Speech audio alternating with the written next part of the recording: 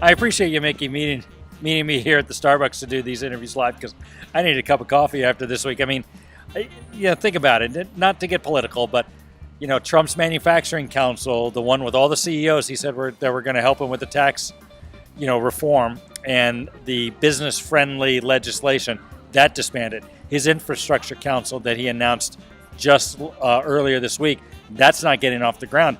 And the market responded accordingly by dropping 1.5%. I mean, is that the only reason, or am I missing something? No, that's a huge reason.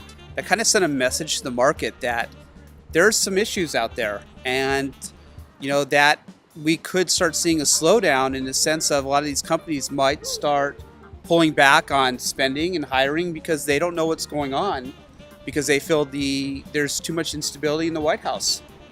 So again, Friday, Foot Locker announced they didn't meet earnings expectations, and their stock took a bath, down something like 28%.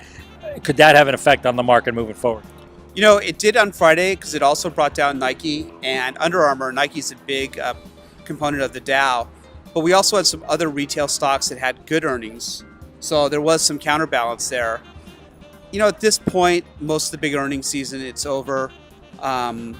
Again, I think it's more about the political issues that are keeping the market from moving right now. And it's just, we're going to have to do a wait and see. And plus, like we talked about the last couple of weeks, it's the end of the summer.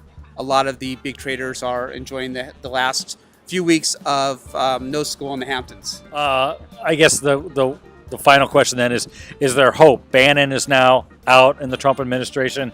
General Kelly seems to be solidifying, at least as best as he can, the way in which information gets to the president. Should there be normalcy in the White House, by next week, could the market stabilize again?